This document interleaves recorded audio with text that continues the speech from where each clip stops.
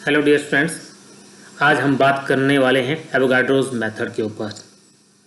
आज आप जान पाएंगे कि किसी एटम का अगर हमने साइज इवेल्युएट करना है तो एवोगाड्रोस मेथड से हम कैसे इवेल्युएट कर सकते हैं, राइट। तो सबसे पहले बात करते हैं एवोगाड्रोस हाइपोथेसिस को लेकर कि what we understand about Avogadro's hypothesis.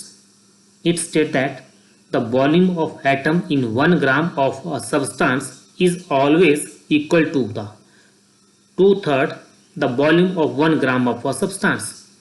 कहने का मतलब है 1 ग्राम सब्सटेंस में जितने भी एटम हैं उन सब एटम्स का जो वॉल्यूम होगा वो always equal to two third the volume of that substance.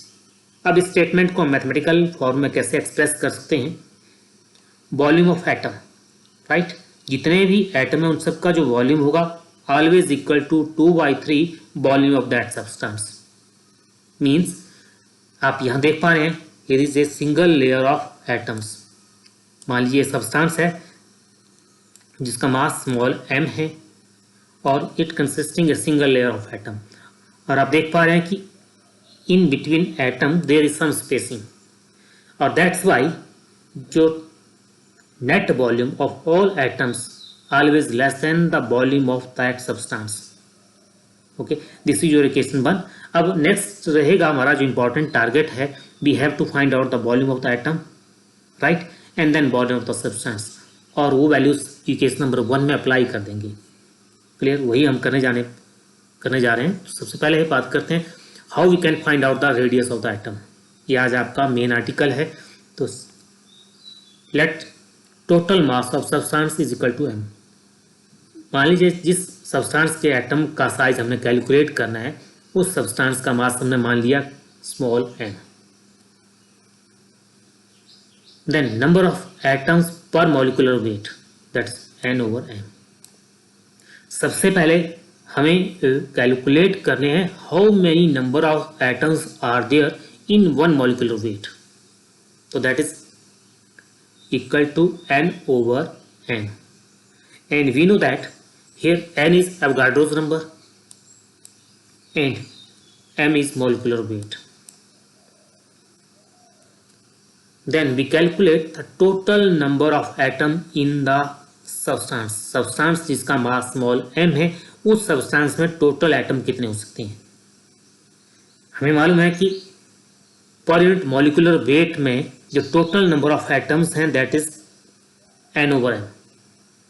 तो टोटल मास में कितने होंगे, तो हम क्या करेंगे n/m को मल्टीप्लाई कर देंगे स्मॉल m से, तो मेरे पास आ जाएंगे total number of atoms in that substance.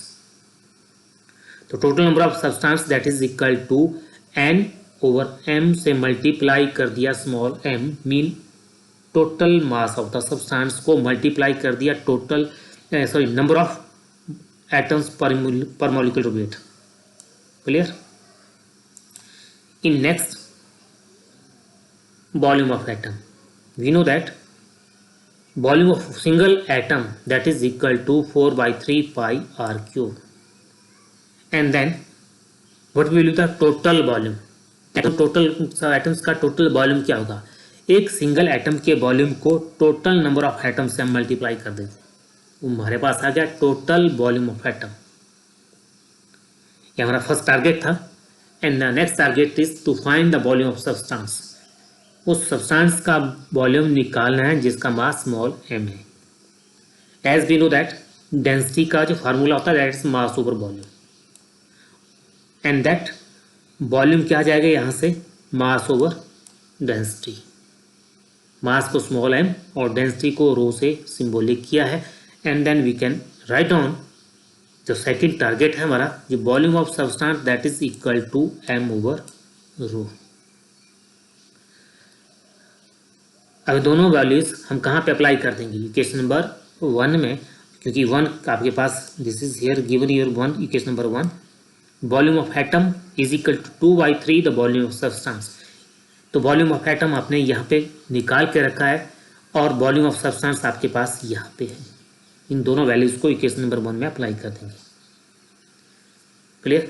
After applying फिर उसके बाद हमारा नेक्स्ट टारगेट क्या रहेगा, we have to find the radius. Radius को यहाँ पे रखेंगे, बाकी सब चीज़ें दूसरी तरफ ले जाएंगे, जो चीज़ें कैंसिल आउट होती हैं उनको कैंसिल आउट कर लेंगे, और इन दिस वे जो हमारे पास इक्वेशन आती है that is r cube is equal to m over 2 pi rho N.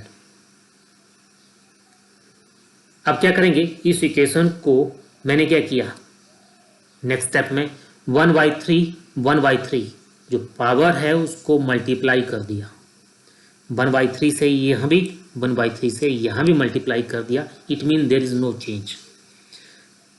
इसलिए किया ताकि यहाँ से ये 3 और इस 3 से ये 3 कैंसिल आउट हो जाएगी, तो मेरे पास क्या रहेगा, सिंगुलर। अगर मैंने यहाँ पे 1/3 से मल्टीप्लाई किया पावर को, तो यहाँ भी मल्टीप्लाई करना पड़ेगा। बहुत सिंपल सा मैथ है। एंड इन दिस वे हम कैलकुलेट कर सकते हैं आर, जो आज का हमारा फाइनल टारगेट था। And this is your required formula to measure the size of the atom. तो डियर स्टूडेंट्स, बहुत इंपॉर्टेंट और बहुत आसान मेथड जिससे हम किसी भी एटम का साइज आसानी से निकाल सकते हैं। Thanks for your time.